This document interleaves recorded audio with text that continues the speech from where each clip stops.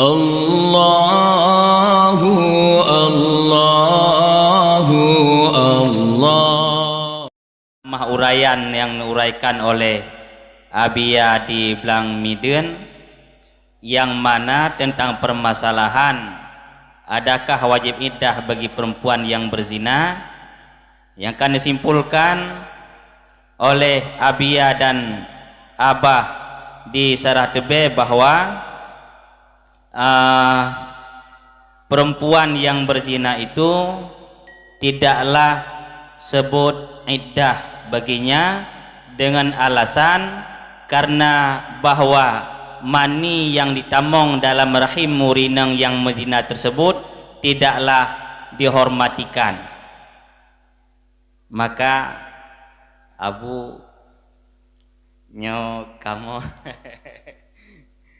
kalian sampaikan dua buah permasalahan. Yang pertama tentang pukesah nikah anak zina dengan anak kandung, yang karena sah nikah karena hana sebut nasab uragam gemedina ngaurinang lahian inang, kemudian diuragam gemita uring lain, kemenikah tu lahi anak yang sah imu kawin dengan anak zina buno.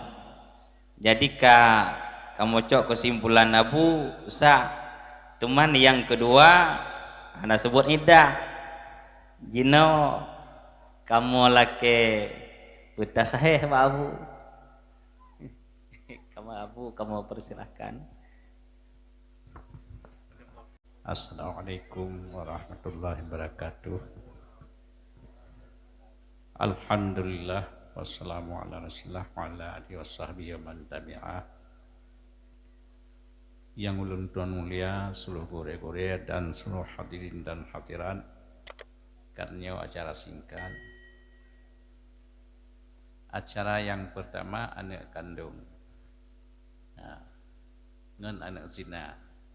Menyoba ulun tuan kemudian ditanya oleh tamu zina ngan sida urang ceh anak ina hai anak zina ceh ke lagi anak ilmu ceh nyan anak yang cehnya ina ditanya kali siga kedai kena ka hana galak tele raya anaknya ina ngan jih tam koin teman sebab hana sebut wali bijehnya tanya nyan halu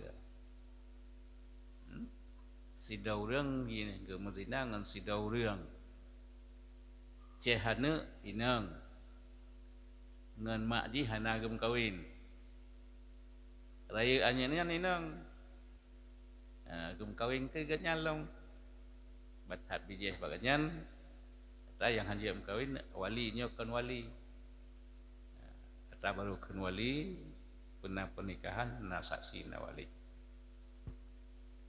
Yang kedua anak zina hana gohorman sah nikah tapi makruh. Yang sebaik ji belahi dilaya menyoka ulu yang si bulian dak hana lahi preh melimang bulian bekamu ting-tingan kamu teh ken yang kasah tapak menyebuno makruh sah tapi bahaya lebih rayu karena waktu penikah tekedi anaknya lahi singoh ineng di ayahnya hang ngaku ke nanu tak gaku anu yang kena itu berbahaya kejit yang lebih berbahaya kali gemuzina yang atau gok muzina yang lebih god bernyata limang bulan. Kenyataannya berjaya lain yang kadang nikah hanya ke umum yang anak ganyan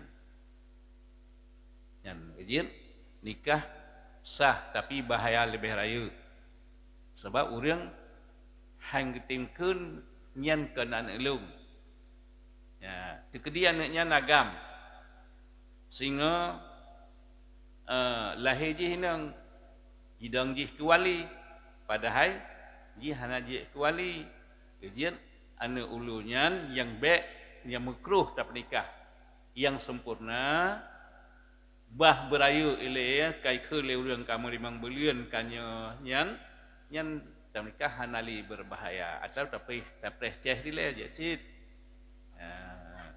Terima kasih.